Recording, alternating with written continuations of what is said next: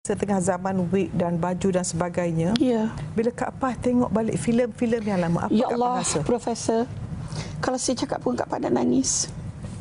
Kalau saya tengok YouTube dengan rambut, dengan penampilan, saya malu pada Allah. Terlalu malu. Tapi itu yang dah lepas. Dah lepas. Jadi bukan bidang kuasa Kak Pah bukan lagi. Itu dah tak ada hak dengan saya. Jadi ada tak permintaan Kak Pah daripada orang saya berkuasa? ada permintaan kepada stesen TV, kepada kawan-kawan di media. Kalau nak keluarkan gambar, tolonglah. Jangan keluarkan yang dulu yang tak berhijab. Kesiankan kita semua. Kami semua dah move on. Ke jalan Tuhan. Kita tak kata kita baik. Tapi kita nak jadi baik. Betul. Betul. Kita nak dekat dengan Allah. Setiap hari kita mencari keredaan Allah. Betul. Maknanya, okey, teruskan. Setiap hari, hati ni Allah saja yang tahu. Kalau 20 tahun sudah, waktu sembahyang, nantilah 5 minit. Nantilah 10 minit. Perubahan yang paling nyata, Profesor, saya tidak malu merendahkan diri saya untuk memberitahu saudara-saudara saya di luar sana, terutamanya kepada kawan-kawan artis. Janganlah lambatkan waktu solat. Bila masuk saja waktu, saya memang dah siap dah dengan wuduk. Masya Allah. Saya tak nak tinggal, saya tak nak lambat. Saya takut. Betul. In between kalau saya mati. Betul. Dan kita tahu, 5 minit can make a lot of difference. Betul. Dan Kak Pah kita tahu bila Nabi Muhammad SAW ditanya, apakah amalan paling baik? One of them is solat tepat pada waktu. Betul, solat tepat pada waktu. Sebab itu Kak Pah, macam saya pun samalah umur dah 5 siri, 6 siri ni. Setiap hari berdoa, Ya Allah, Ya Tuhanku, izinkanlah kita solat tepat pada waktu. Betul. Betul Kak Pah. Kadang doktor pun Kak Pah nak tengok satu patient lagi, nak buat operation satu kes lagi. Tapi kita mesti kata gini, Allah dulu, baru segala-galanya. Itulah. Okey Kak Pah, kita ada pemanggil. Kita dengar dulu Kak Pah. Silakan pemanggil. Silakan pemanggil di rumah. Assalamualaikum. Hello, Assalamualaikum. Waalaikumsalam. Saya cuma nak tanya pada Prof. Macam dulu kan, masa saya sekolah menengah lah. Dan saya pernah lakukan satu dosa memang yang besar lah kan. Macam sekarang ni, saya sangat menyesal lah dengan apa yang berlaku pada saya. Macam sekarang ni kalau macam mana tu? Dosa tak kalau kita, kalau lah tak buat dulu? Tak apa. Amalina, sebenarnya saya, Kak Pah, semua penonton, semua makhluk di dunia ini, semua tak ada yang tak buat salah. Yang maksum cuma baginda Nabi Muhammad sallallahu alaihi wasallam. Jadi Allah sangat pemurah, Maha Penyayang, dan Allah lebih suka orang yang berdosa dan bertaubat daripada orang beribadah dan riak. Maknanya dan tidak beristiqamah. Istiqamah. Penting Amalina cari ilmu, cari kawan yang baik. Memang Amalina tanya Kak Pah, kalaulah tak buat dulu pun tak apa. Boleh sebut kalau in that situation. Betul. Jadi macam Kak Pah cakap sekaranglah pada kaum artis. Maknanya mungkin Kak Pah nak beritahu pada kaum artis sekarang yang sekarang tengah sedang mencari nama, you have gone through the path.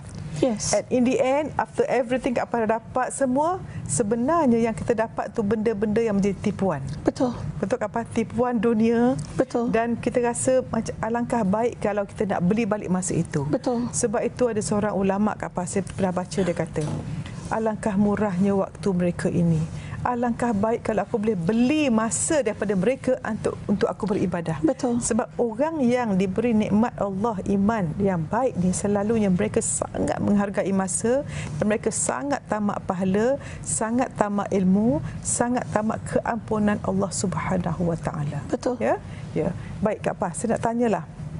Kak Pah dah 40 tahun dalam ini, dan apakah dalam 40 tahun Kak Pah ni, apa waktu yang paling berharga sebelum Kak Pah buat perubahan ini? Ada tak? Pada Kak Pah yang paling berharga bila melahirkan anak.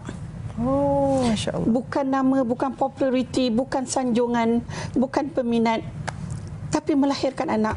Dan saya adalah antara insan yang bertuah. Kerana Alhamdulillah, Alif berada di Madinah selama 11 tahun belajar. Dan pada saya, hanya itu sajalah harta yang saya ada, Prof. Betul Kak Pah. Untung Kak Pah, saya pun dah jumpa Alif hari itu, pergi ke Madinah, dapat jumpa seorang, Masya Allah, anak yang baik. Ya, Masya Allah. Masya Allah. Tahniah Kak Pah. Sebenarnya dia panggil gini, kebahagiaan sepanjang hayat mendapat anak yang baik. InsyaAllah. Sebab anak tu Kak Pa jadi Kak Pa pejen kubur. Betul. Dia pada mengaji pula tu Kak Pa. Dia jadi imam pula tu, apa nak lagi. Itu saya selalu dalam perbincangan saya dengan Alif, kalau dia balik cuti, saya selalu cakap dengan dia, Alif, doa Mami mudah-mudahan Mami banti dekat pangkuan Alif. Allah Tuhanku. Kalau Allah izinkan Alif, Alif lah yang jadi imam untuk sembahyangkan jenazah Mami. Allah. Itulah harapan saya. Masya Allah Kak Pa. That's why dia kata kita ni kalau boleh, kita nak design kematian kita. Banyak orang nak baju designer. Betul. Nak hidup design, tapi jarang orang design kematian. Betul. Macam Kak Pa cantik sebut Kak Pa sebut tadi, nak mendapat husnul khatimah. Husnul khatimah. Sebab kalau kita husnul khatimah je, insya-Allah masuk kubur taman syurga. Insya-Allah. Bangkit pada mahsyar bawah lindungan Ar-Rash. Ya Allah, ya dapat buku timbangan belah tangan kanan. Lalu titian sirat macam kilat terus ke syurga. Dan Kak Pa sebenarnya kejayaan paling betul, yang paling besar ialah masuk syurga menatap wajah Allah. InsyaAllah, insyaAllah. Tak payah kita kejar benda lain ya Kak Pa. Betul. Sebab itu saya sangat sebut selalu, kataan saya suka sebutlah, orang yang paling bebas ialah orang bebas dari penghargaan manusia. Betul. Dan tidak takut pada cemuhan manusia. Betul. Sebab memanglah Kak Pa, macam dalam dunia artis Kak Pa buat macam-macam ni, macam-macam sangkaan buruk. Tetapi macam saya katalah, kalau orang nak sebut mulakan kontroversi pada kita Kak Pa, jangan layan. Sebab kita ni akan suka benda yang sama alignment dengan roh kita.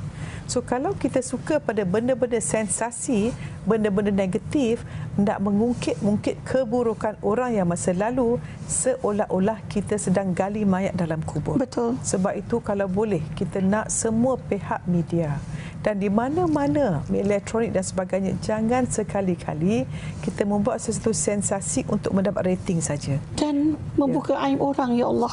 Betul, betul Kak Pa. Siapa buka aib orang di pada mahsyar? Ini janji Allah. Allah tidak akan tutup aib anda di akhirat besok. Yang itu kita takut.